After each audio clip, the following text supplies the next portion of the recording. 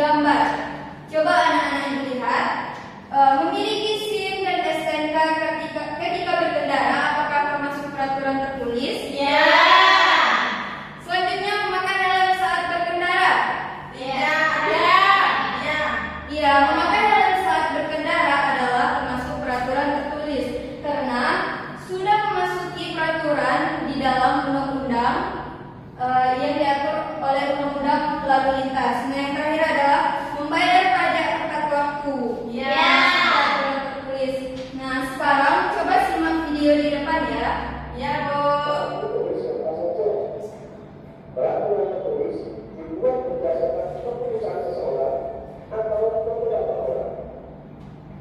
Nah, dari penjelasan video di atas nampak ketika peraturan tertulis adalah ketentuan yang berwujud tulisan untuk ditaati oleh siapa saja. Kemudian, peraturan tertulis dibuat berdasarkan keputusan seseorang atau beberapa orang. Nah, contohnya tadi ketika berkendara harus memakai helm adalah peraturan yang dikeluarkan oleh pemerintah dan sudah ditetapkan dalam undang-undang. Kemudian, peraturan tertulis biasa juga dipajang atau ditempelkan di tempat-tempat umum. Contoh pada gambar, dilarang merusak tanaman. Itu biasanya kita temuin di mana? Di taman. Di taman kita juga harus mematuhi peraturan tertulis ataupun peraturan tidak tertulis yang ada di taman. Kemudian adalah kebersihan taman sekolah. Biasa ditemui ketika kita berada di lingkungan sekolah. Kemudian dilarang membuang sampah di sungai. Apakah anak-anak ibu pernah membuang sampah di sungai? Saya tidak, Bu. Kami tidak, Bu. Tidak ya. Kegiatan membuang sampah di sungai adalah kegiatan yang tidak dibenarkan. Nah, selanjutnya ada peraturan tertulis dalam bentuk buku, misalnya kitab undang-undang hukum pidana atau KUHP, aturan berlalu lintas seperti yang ibu jelaskan tadi, memakai helm, memiliki SIM dan STNK, kemudian Membayar pajak. membayar pajak tepat waktu. Nah, bila peraturan tersebut dipatuhi, akan tercipta suasana lingkungan masyarakat yang tertib dan teratur.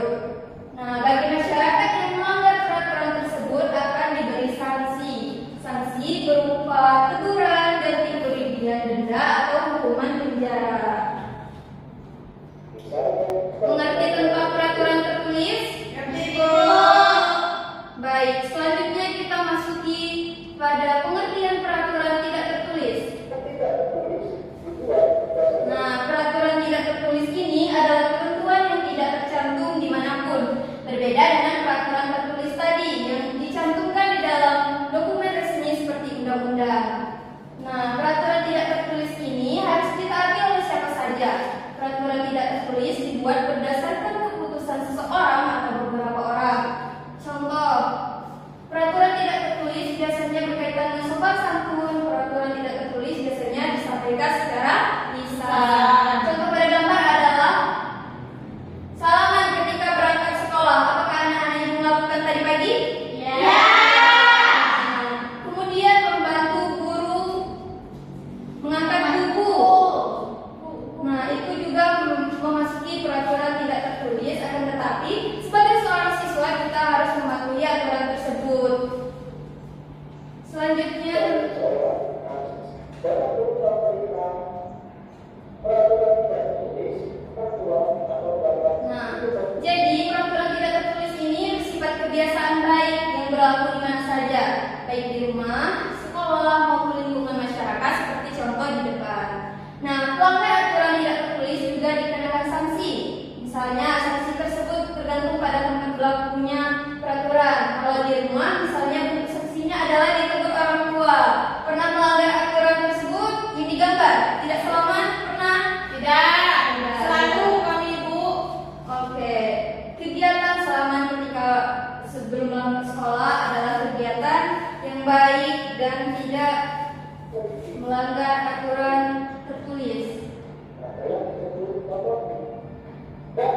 Nah, baik, untuk materi pada hari ini itu saja. Apakah anak-anak ibu mengerti tentang peraturan tertulis dan tidak tertulis? Mengerti.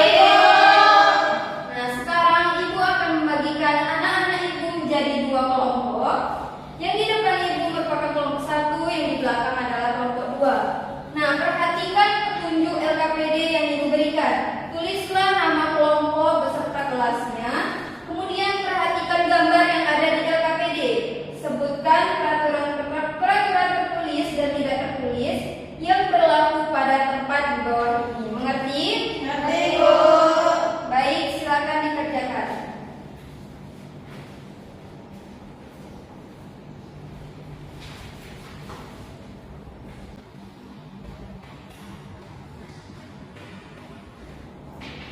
Baik, sudah selesai?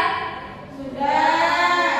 Coba satu perwakilan kelompok maju ke depan untuk mempresentasikannya. Kelompok 1, Bu. Boleh, siapa? Liza. Saya, Bu. Boleh, silakan maju Liza. Nah, sebutkan hasil diskusi yang ditemukan di kelompok. Baiklah, sebelumnya saya Liza, perwakilan dari kelompok 1. Di sini saya akan mempresentasikan hasil diskusi kami. Nah, yang pertama ada peraturan tertulis. Yang pertama yaitu mengendarai kendaraan sesuai dengan jalur. Yang kedua yaitu menggunakan helm bagi pengendara motor, mematuhi lampu lalu lintas, menggunakan sabuk pengaman bagi pengendara mobil. Yang kedua yaitu peraturan tidak tertulis. Yang pertama yaitu tidak menyerobot antrean kendaraan. Yang kedua tidak membunyikan klakson suara secara berlebihan. Yang ketiga menjaga jarak aman dengan kendaraan lain. Betul? Betul. Kamu, Liza. Silakan, terima kasih. Ya, Bu. Nah, itu tadi tentang materi kita pada hari ini adalah peraturan tertulis dan tidak tertulis. Adakah yang dapat menyimpulkan materi kita pada hari ini? Sama-sama, Bu. Oke, baiklah. Tentang peraturan tertulis adalah peraturan yang dituangkan secara resmi ke dalam dokumen biasa berbentuk undang-undang ataupun kitab-kitab lainnya yang diresmikan oleh pemerintah. Nah, selanjutnya adalah peraturan tidak tertulis. Biasanya peraturan itu tidak tertera di dokumen resmi apapun. Akan tetapi kita sebagai individu harus mentaati peraturan tersebut. Mengerti? Ngerti, Bu. Bu. Nah, sebelum pembelajaran Ibu akhiri, Ibu punya lembar evaluasi. Anak-anak Ibu kerjakan selama 10 menit, nanti dikumpulkan ya. Ya, Bu. Nah, baiklah, untuk pembelajaran kita pada hari ini cukup sampai di sini.